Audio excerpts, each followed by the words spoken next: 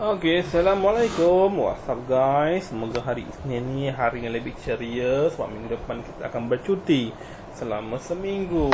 Okay, jadi minggu yang terakhir ni, untuk modul cikgu yang terakhir ni, kita akan belajar tajuk bahan buangan, unit 9.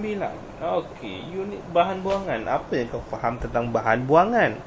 Bahan buangan ni mestilah bahan yang kita buang, makna kita tak guna dah. Contohnya dalam bilik darjah ni. Dalam bilik darjah, sampah-sampah yang kamu buat lepas kita menggunting dan sebagainya, ataupun sharp pencil tu. Okey. Dan kalau restoran makanan segera, pinggan-pinggan dia, cawan-cawan dia tu, kita makan KFC atau McD. Kalau dekat perkelahan tepi pantai, kita guna pinggan plastik ke, pinggan kertas ke, semua yang kita dah pakai tak guna, kita akan buang dalam tong sampah. Ingat buang dalam tong sampah. Jangan biasakan buang merata-rata. Ingat, cikgu tak nampak, Allah nampak. Okey, kita sekarang ni kena belajar macam mana nak mengenali bahan buangan. Bahan buangan yang pertama adalah bahan buangan yang boleh dikitar semula. Apa contoh-contoh bahan yang boleh dikitar semula? Plastik, logam, kaca, kertas. Tapi kamu perasan tak dia punya warna pada tong sampah tu? Ni warna-warna ni kamu kena tahulah. Kadang-kadang dia akan tanya, kertas tong sampah warna apa? Jadi kena ingat, kertas warna biru, kaca warna coklat, logam dan plastik warna oranye. Ini perlu kita asing-asingkan mengikut jenis-jenis dia, supaya memudahkan bila sampai ke tempat pelupusan sampah, plastik-plastik dah siap diasingkan, dia mudah untuk recycle ataupun diguna semula. Jadi kamu kena tahulah plastik tu macam mana, logam tu terdiri pada besi, kaca dan kertas. Kemudian sisa makanan. Sisa makanan ni daripada dapur rumah kita. Contohnya kalau mak kita siang ikan, isi-isi ikan tu kita buang, kulit-kulit bawang, semua tu lah, itu kita panggil sisa makanan. Ataupun tulang ikan yang dah habis tu, itu kita panggil sisa makanan. Bahan kumur dan tinja ni daripada bilik air kita. Maknanya bilik air kita tu macam mana diproses. Dia masuk ke dalam loji kumbahan. Nanti loji kumbahan tu akan proses dan membuat semula air bersih. Iya, ingat apa? Tapi air tu bukan untuk minum lah. Air tu untuk kita basuh pinggan, mandi. Tu fungsi air tu. Air tu jangan risau, dia dah bersih sebersih-bersihnya. Tapi bukan untuk minum lah, minum air lain.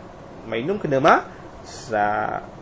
Dan seterusnya adalah sisa toksin. Kamu tengok macam mana orang nak melupuskan sisa toksik ni. Tengok sini, diguna baju yang macam mana. Dia bukan di sebarang barang pakai. Contohnya kalau nak beracun pun sepatutnya ada, kena pakai pelindung diri, supaya macam asap kereta, asap dari kilat, ini semua sangat membahaya terhadap kita, terutamanya pernafasan kita. Jadi bila kita menggunakan bahan-bahan macam ni, kita kena jaga diri kita lebih lagi lah. Sebab sisa toksin ni membahayakan diri, boleh membawa maut.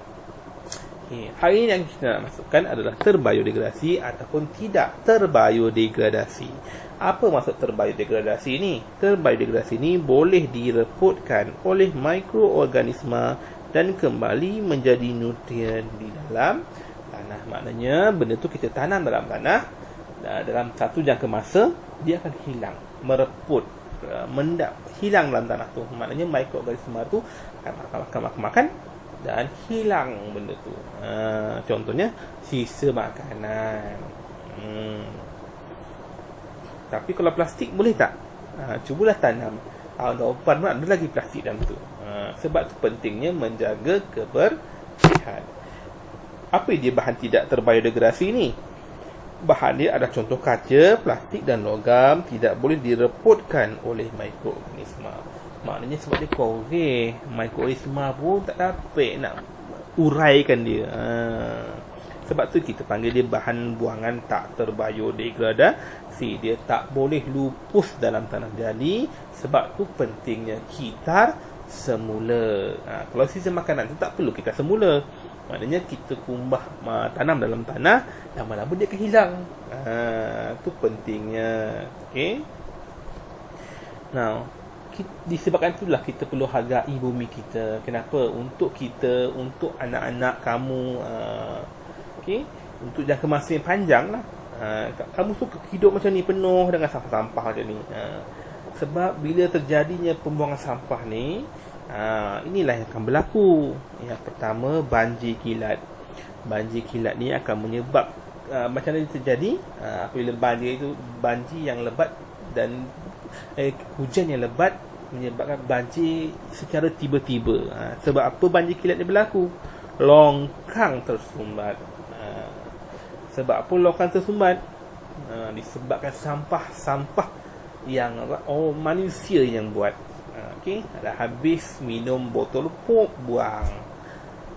Dia buang tepi jalan. Tapi bila hujan, botol tu akan dialirkan ke sungai. Sebab air hujan dia akan mengalir ke sungai. Sebab tu sungai, longkang semua mudah tersumbat disebabkan sikap segelintir manusia.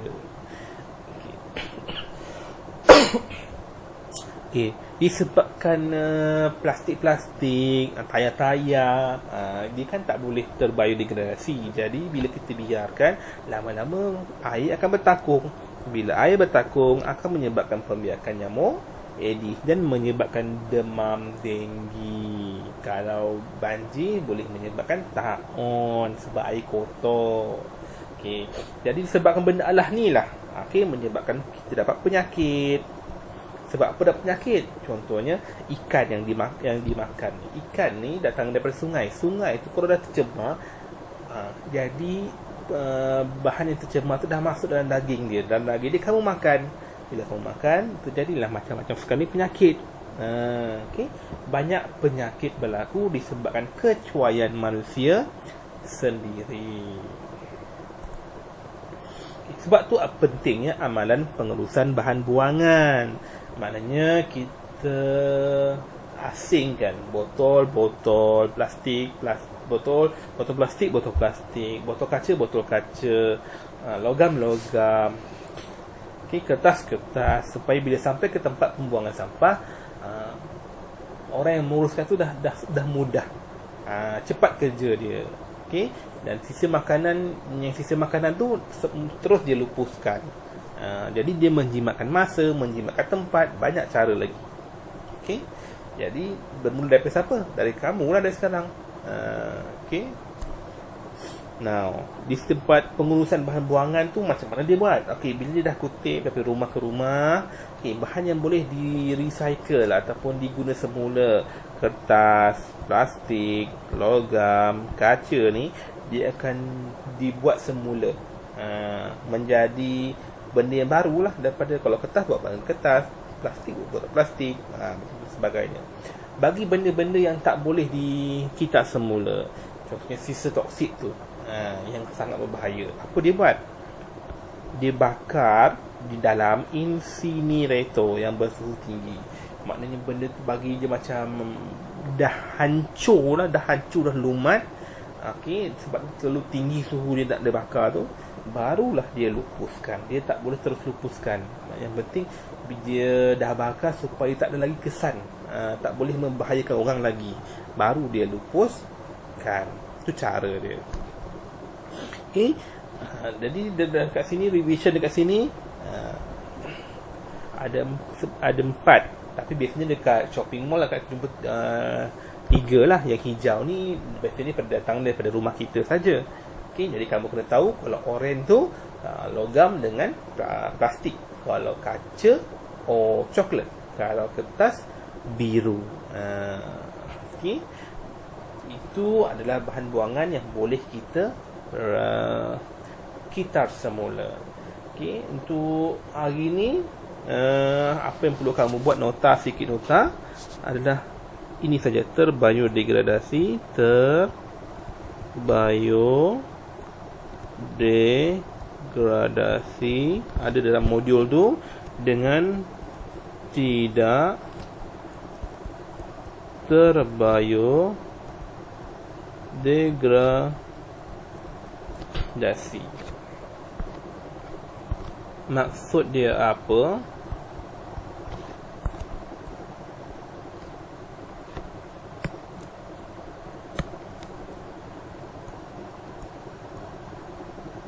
Maksud dia, okey, bawah ni contoh.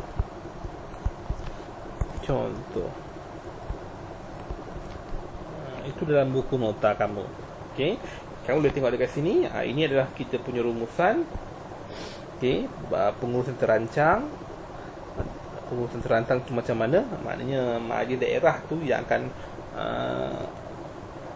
uruskan pembuangan sampah tu, kemudian diasingkan. Yang boleh recycle di kita semula, yang tak boleh dibakar.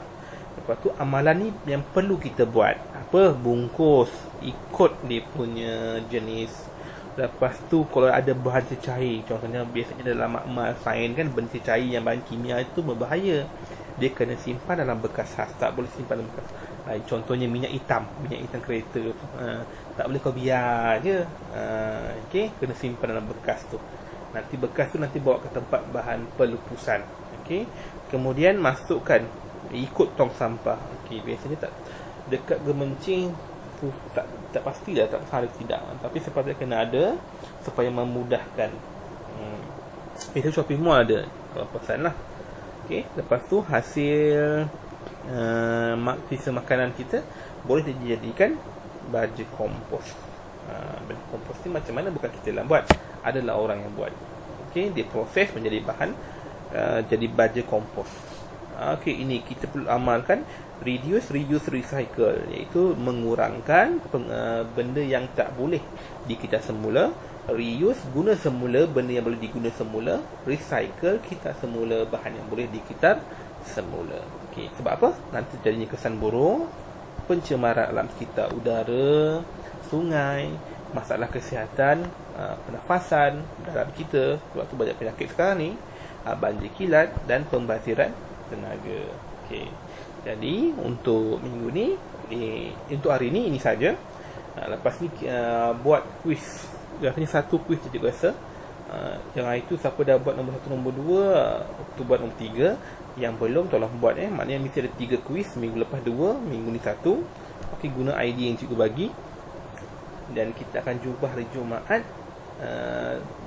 Cikgu akan terang balik yang inilah. Sebab nanti kita akan buat kuis. Slide ni ada kuis. Okay. Cikgu cuba menarikkanlah kelas online nanti. Yang penting cikgu harap kali ni ramai lagi boleh masuk. Okay. Jangan cari tu dah nak pukul 12 baru masuk. Okay. Kelas cikgu online pukul 11. Pukul 11 mesti siap sedia lah. Okay. Jangan bangun lambat lagi. Okay. Okay, itu sahaja dari cikgu. Terima kasih.